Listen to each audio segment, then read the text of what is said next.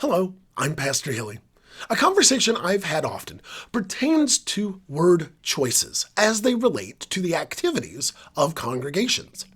Here's a perfect example. I am recording this video in December of 2022. I live in Columbus, Ohio.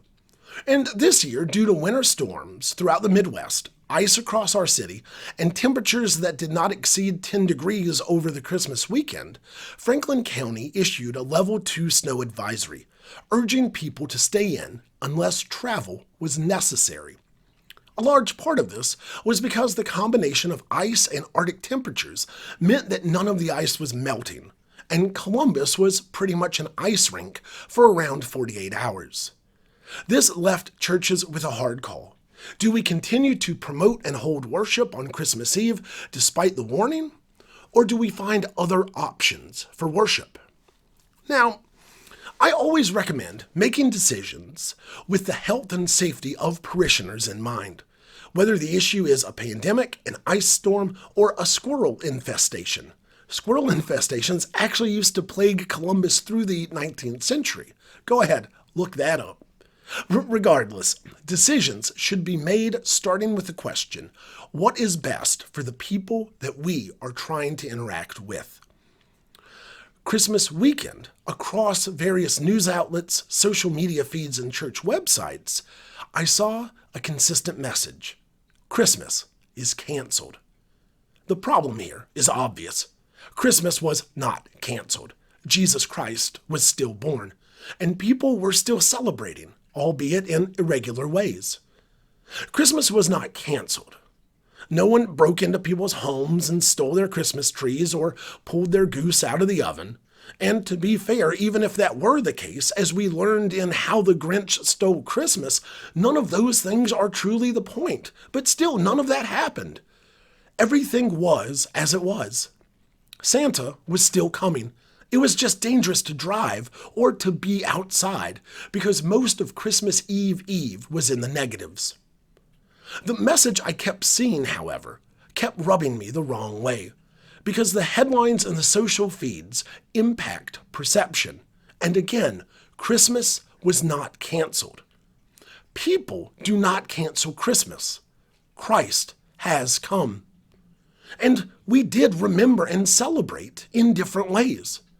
Churches might have been closed due to inclement weather, but a building being closed for safety is different than canceling Christmas.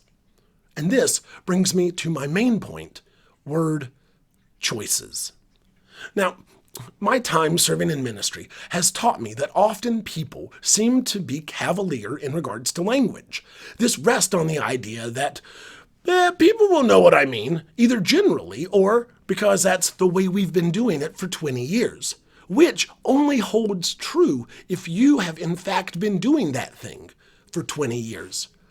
If not, this kind of assumptive language can be a hurdle and a barrier for inclusion, as the uninitiated at best might ask, well, what's that?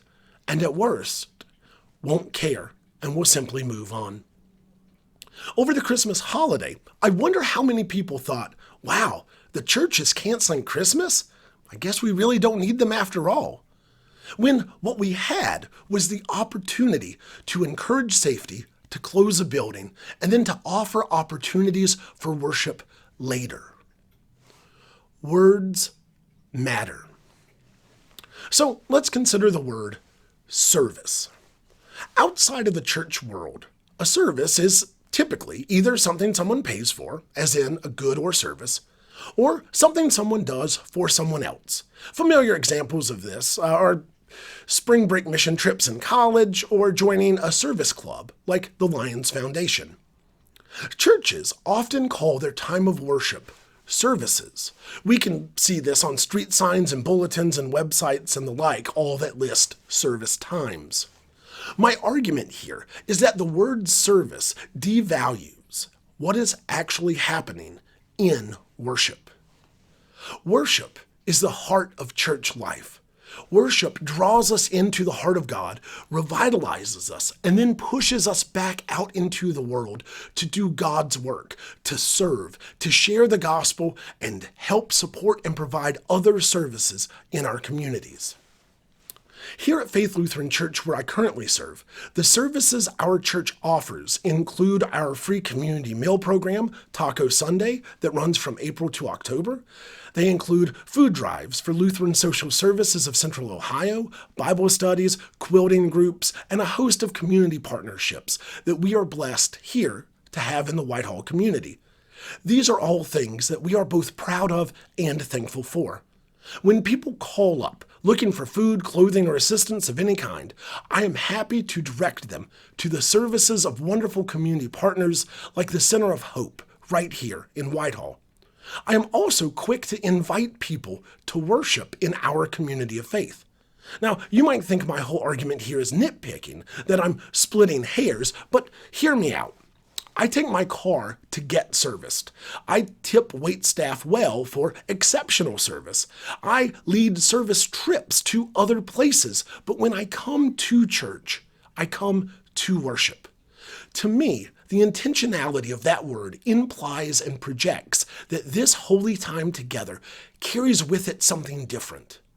People often use service as a synonym for worship, though I can't think of anywhere where people use worship as a synonym for service. My pet groomer does not offer a $25 special on a wash and cut worship for my dog Biscuit. And that's my point. Worship carries a different connotation. It is a stronger word. It carries a different degree of numinosity, and the choice of worship over service points to the intrinsic difference between the act of church and the job of the United States Postal Service, or getting your oil changed in 15 minutes. Worship is holy. It involves the divine and what God is doing to us. It's special and deserves a special word. Now, there are people who say worship service, but that's just redundant. I don't go for a run jog, neither do I get my hair trimmed cutted. I don't feed my dog food chow. I gave him puppy food and now adult food, but that's because those adjectives are actually doing work. Worship service is just extra letters and syllables when you could simply just say worship. Why dumb it down? Why pick a lesser phrase? You know what I mean? Here's another example. In the history of Lutheran liturgy, the proper preface, that is, the said, chanted, or sung prayer in worship prior to the Sanctus, currently starts, "It is indeed right, our duty, and our joy." Now, there's really nothing wrong with that opening line, but prior to 2006's Evangelical Lutheran Worship Hymnal, that opening line was, "It is indeed right and salutary." Salutary is just a stronger word. Not only is it a stronger word, but it is a teaching moment to discuss what salutary means, which is producing good effects, beneficial. Right and salutary carries such a better ring than duty and joy, a duty being a moral or legal obligation, a responsibility. And to me, the cherry on all of this is the reality that since this change in the text, now in celebrating the Eucharist, I have to get through the word duty with a straight face, and the 10-year-old in me snickers almost every week. You're welcome. You won't be able to unhear that.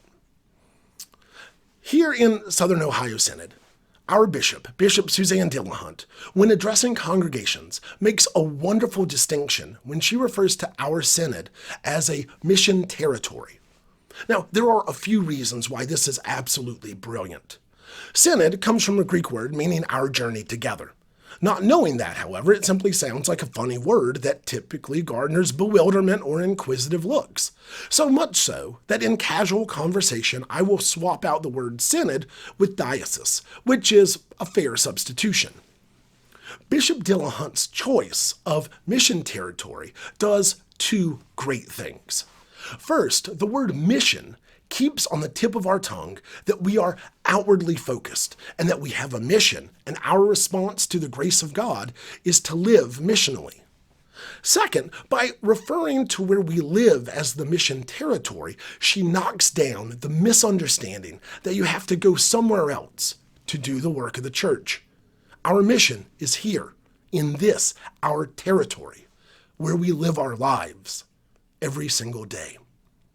We gather for worship in our communities, receiving the gifts of God in worship, receiving God's forgiveness, God's grace, God's blessing, and the holy sacraments that we receive from God Almighty. We then go out into our mission territory, a territory that begins at our own door. That's powerful. That's real. That's life. There's so much more depth to that than simply showing up for service before we get our dry cleaning and then head to Golden Corral. Understanding that the sacred realities of church should carry in them a different and intentional way of thinking can shift our understanding of not only the church, but the church and the world as they relate to each other and what our role is in both. Considering the world in different ways can in turn help us to see that God is here, that Christmas can never be canceled, and we simply need to be flexible as we consider how to adapt and engage our ever-changing mission territory.